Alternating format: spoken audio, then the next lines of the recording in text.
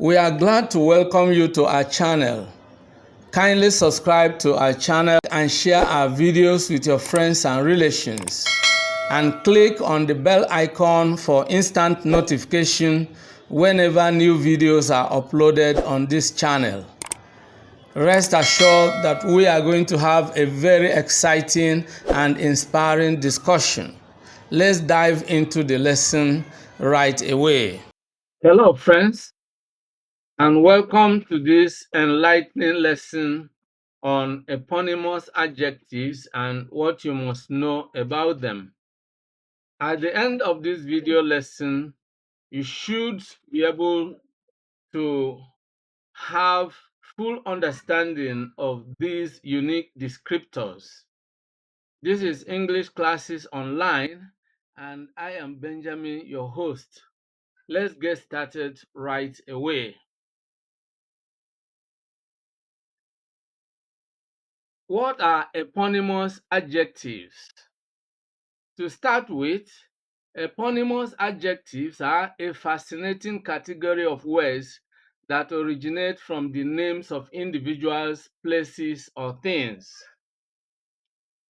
They are used to describe characteristics or qualities associated with these entities, providing a vivid link between language and the world it describes. Now let's look at the origin, meaning, and examples of eponymous adjectives. Of course, by exploring their origin and meaning and looking at the examples, we will also learn how they are used in sentences. Let's begin with the first one, Herculean task. For example, the word Herculean is an eponymous adjective. The origin of it is the name of the Greek hero Hercules, who was known for his exceptional strength. From Hercules, the word Herculean was derived. The meaning is, to describe something that needs a lot of strength, determination, or effort. For example, Mike had a Herculean task in trying to lift that heavy metal object. Or it was a Herculean task for me, but I tried my best.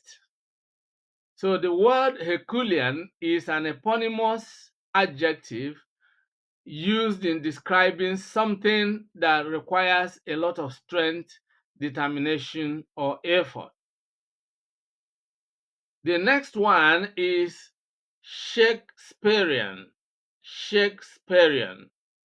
The origin is associated with the renowned playwright William Shakespeare, the dramatist who wrote Macbeth, Julius Caesar, Romeo and Juliet, and so on and so forth. Okay? Now, let's look at examples. Mark wrote an interesting Shakespearean sonnet. All right, so a Shakespearean sonnet, by the way, the word sonnet is a type of poem.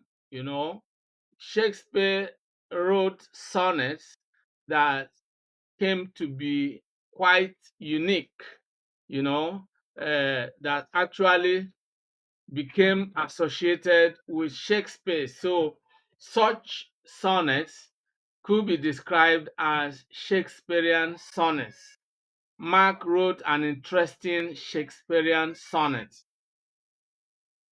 Another example, the language spoken during the 16th and 17th centuries is often referred to as Shakespearean English. Shakespearean English. So the type of English used during the era in which Shakespeare lived could be called Shakespearean English. Now, number 3, we have the word Victorian. Victorian. The origin is pertaining to the era of Queen Victoria's reign from 1837 to 1901 in England. So things that could be associated with the Victorian era, the reign or the period in which Queen Victoria was the Queen of England. Now let's look at examples. The major characters in the story lived in Victorian homes and possessed Victorian values such as hard work and pride in one's country. That picture portrays a mansion built during the Victorian era. Number 4, Newtonian. Newtonian. The origin is in honor of Sir Isaac Newton, the physicist known for his laws of motion. Now, anything that could be associated with Isaac Newton could be described as Newtonian, and that makes it an eponymous adjective. Let's take examples. Number 1, classical mechanics is sometimes still called Newtonian mechanics because it is based on the laws first set out by Isaac Newton. The second example, the teacher explained to us the central goal of Newtonian mechanics. Newtonian mechanics. All right? Number 5, Byronic. Byronic, another eponymous adjective, is it originated from the English poet Lord Byron, who was known for his romantic and rebellious writings. Lord Byron, by the way, was a poet, an English poet. And so when something is described as Byronic, the meaning is that it is of or typical of Lord Byron, who was considered especially as a romantic figure. Let's take examples. The professor explained that someone with a Byronic attitude is proud of their identity, sometimes cynical, proud but filled with deep emotion. He spent a year wandering around Europe in a melancholy, almost Byronic sort of way. So anything described as Byronic is associated with the works and the characters, that prevailed in the English poet Lord Byron's literary works. Okay. Number 6, galvanic. Galvanic. Now, this was named after Luigi Galvani, an Italian physician known for his work on bioelectricity. And then when something is described as galvanic, number 1, it could be because it relates to or involves electric currents, involving electric currents produced by chemical action. So it could be described as galvanic. The second meaning is if something is sudden and dramatic, because it is sudden and dramatic, it could also be described as galvanic. I felt a peculiar sensation similar to that experienced from a shock given by a galvanic battery. So there is a kind of battery that can be described as galvanic because it involves electric currents produced by chemical action. The second example, which now is associated with the second shade of meaning, sudden and dramatic. The musician's performance had a galvanic effect on the audience, a sudden and dramatic effect on the audience. Okay, now let's move on to number 7, and the word is Machiavellian. Machiavellian.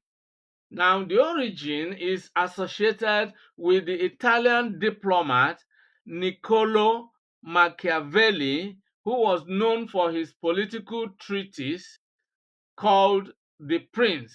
Okay, now what's the meaning?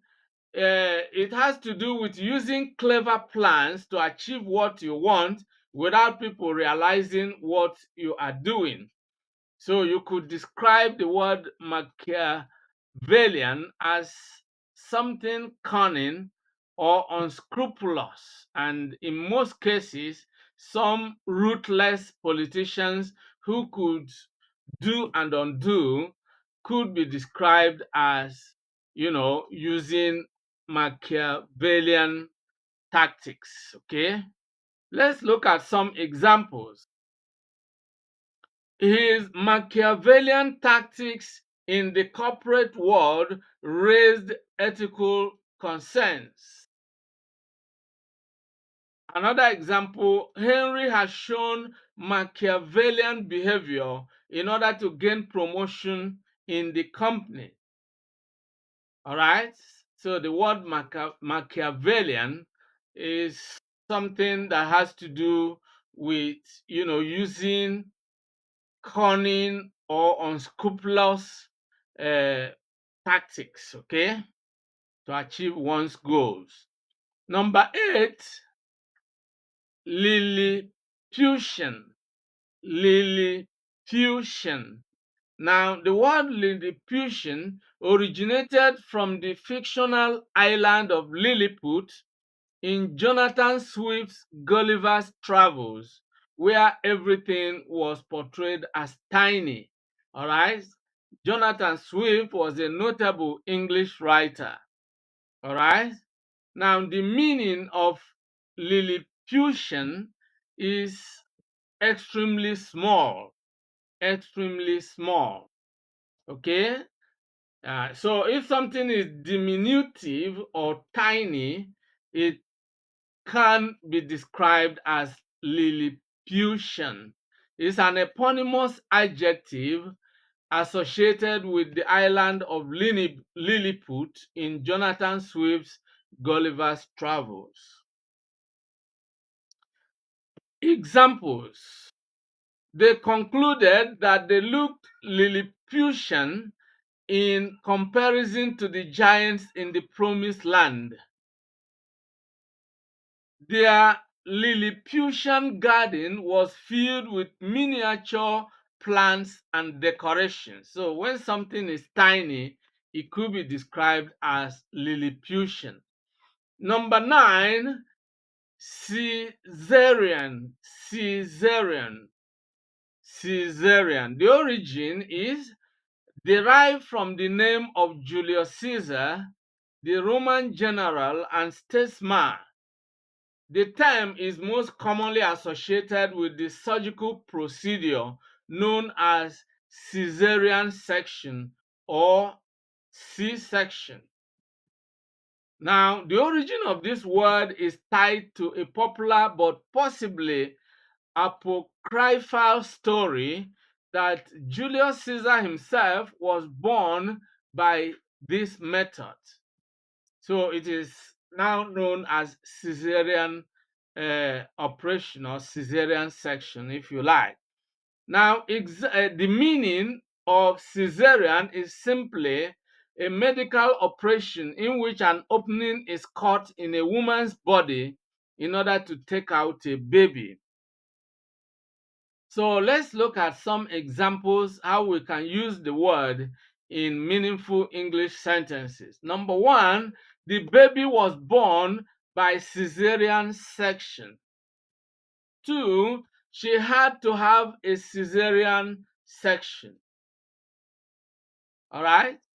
And this brings us to the end of this important video lesson on eponymous adjectives and what you must know about them.